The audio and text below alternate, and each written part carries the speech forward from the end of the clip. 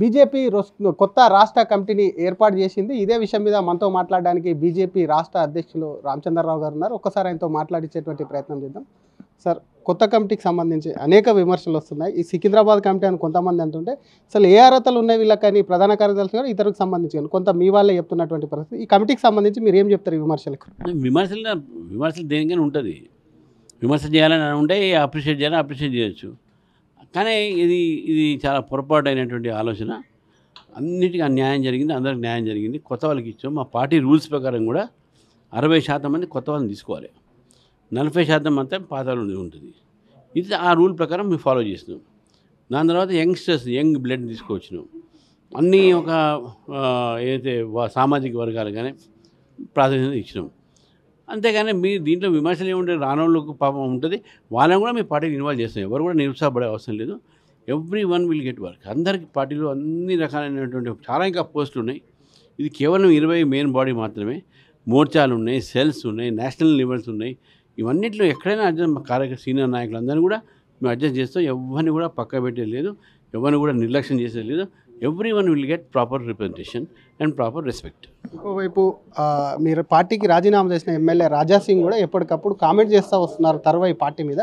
ఇప్పుడు కూడా గోషమాల నుంచి ఎవరు దొరకలేదా ఈ కమిటీలో, ఎక్కువ సికింద్రాబాద్కే ఇచ్చారు, అసలు రామచంద్రరావు డమ్మీ అని చెప్పి మరొకసారి నిరూపించుకొని ఈ సికింద్రాబాద్ కమిటీ అని చెప్పి ఆయన మీ మీద తీవ్రమైనటువంటి ఘాటు వ్యాఖ్యలు చేస్తున్నారు.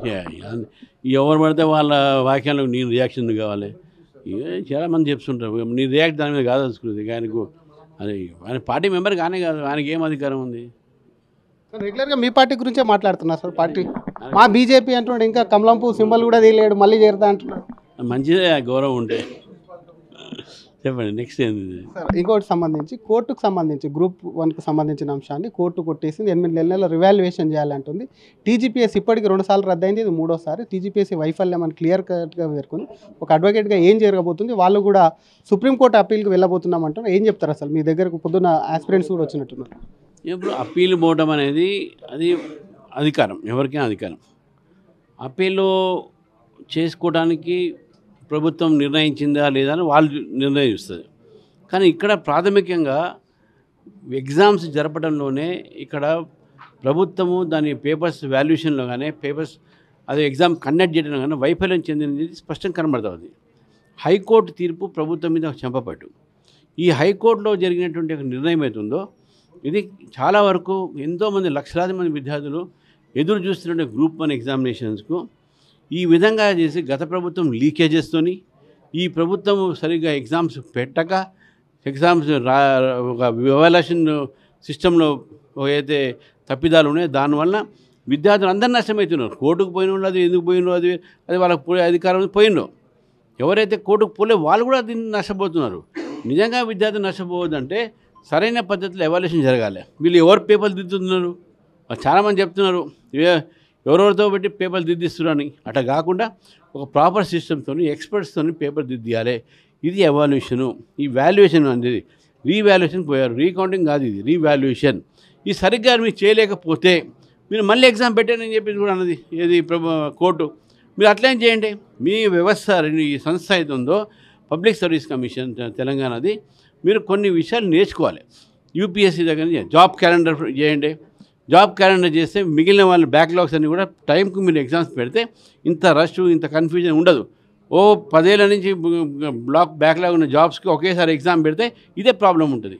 కాబట్టి అట్లా కాకుండా ఒక జాబ్ క్యాలెండర్ వచ్చే వేకెన్సీస్ వచ్చింది అయినప్పుడల్లా మీరు ఎగ్జామ్స్ పెట్టి వాళ్ళు అబ్జర్వ్ చేసుకుంటే ఈ సమస్య ఉండదని చెప్పేసి ప్రభుత్వానికి నేను వారికి సూచిస్తున్నాను. అదేవిధంగా ప్రభుత్వం వైఫల్యం చెందింది, విద్యార్థుల జీవితాలతో ఆడుకుంటుందని చెప్పేసి కూడా భావిస్తుంది. ఈ కార్ రేసింగ్కు సంబంధించి మరొకసారి తెర మీదకి వచ్చింది. ప్రభుత్వానికి సంబంధించి ఏసీబీ కూడా కొంత సిఎస్కు కూడా సమర్పించినట్టు ఆయన మీద చర్యలు తీసుకోవాలి, తదుపరిగా ముందుకెళ్ళాలి అని చెప్పి కూడా చర్యలు తీసుకొని అనుమతి ఇవ్వాలి అని చెప్పి ఆ విధంగా ఉంటుందా సార్? ఏసీబీకి సంబంధించి పర్మిషన్ తీసుకోవాలి, కేసులో ముందుకెళ్ళాలనేది దాన్ని ఎలా చూస్తారు? దాన్ని శాంక్షన్ అంటారు ఏసీబీలో. బికాజ్ ఇది జరిగిన సమయంలో మినిస్టర్గా ఉన్నారు కాబట్టి, మినిస్టర్గా ఉన్నంటే దానికి మీరు అఫీషియల్ శాంక్షన్ తీసుకోవాలి.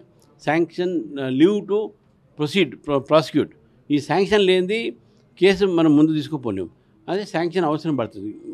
Quit pro జరిగిందంటారు. 45 కోట్లు ఆ సంస్థకి హెచ్ఎండిఏ నుంచి పోతే 44 కోట్లు పార్టీకి నెక్స్ట్ జెన్ అనే కంపెనీ కూడా విరాళం ఇచ్చిందని ఇలా క్విట్ ప్రో జరిగింది అనేది కూడా స్పష్టంగా కనిపిస్తుందని చెప్తుంది.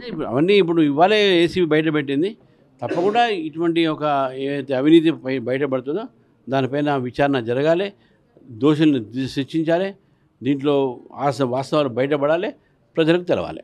సిపి రాధాకృష్ణ ఉపరాష్ట్రపతిగా ఎన్నికయ్యారు. దానికి సంబంధించి నైతిక విజయం మాదే అని చెప్పి కాంగ్రెస్ జాతీయ అధ్యక్షులు అంటున్నారు. క్రాస్ ఓటింగ్కి సంబంధించి బీజేపీ వ్యూహాత్మకంగా ముందుకు వెళ్ళింది అనుకో, ఏ విధంగా చూస్తారు ఈ గెలుపును? ఇక 15 ఓట్లు క్రాస్ ఓటింగ్ ఇండియా అనేసి చూస్తే వాళ్ళు నైతిక విజయం వాళ్ళు అనుకుంటే మేమేమో అనుకోవాలి.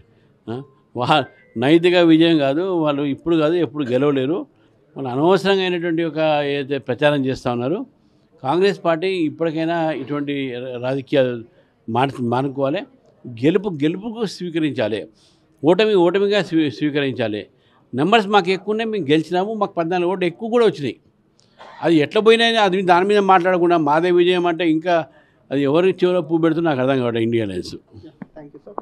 ఇది ఒకవైపు కమిటీకి సంబంధించి కొత్త కమిటీలో చోటు రాని వాళ్ళకు ఇతర ఇంకా చాలా పదవులు ఉంటాయి. పార్టీలో అందరికీ సమన్వయం చెప్పాం, కమిటీ కూడా అదే విధంగా కూడా ఏర్పాటు చేసాం. ఎవరికి ఏం నష్టం చేకూరలేదు, ఎవరు పడితే వాళ్ళకు కూడా చెప్పాల్సినటువంటి అవసరం లేదు. ఎంత మంచి కమిటీ చేసినా కూడా దానిపైన కూడా విమర్శలు వచ్చేటువంటి అవకాశం ఉందని చెప్తూనే ఏసీబీ కేసుకు అటు ఈ కార్ రేస్కు సంబంధించి లోతైన విచారణ జరపాలని చెప్తూనే ఉపరాష్ట్రపతి ఎంపిక అభ్యర్థికి 15 ఓట్లు కూడా క్రాస్ ఓటింగ్ జరిగితే ఇంకా నైతిక విజయం అని వాళ్ళు మాట్లాడడం ఏంటని చెప్పి బీజేపీ రాష్ట్ర అధ్యక్షులు రామచంద్రరావు అంటున్నారు.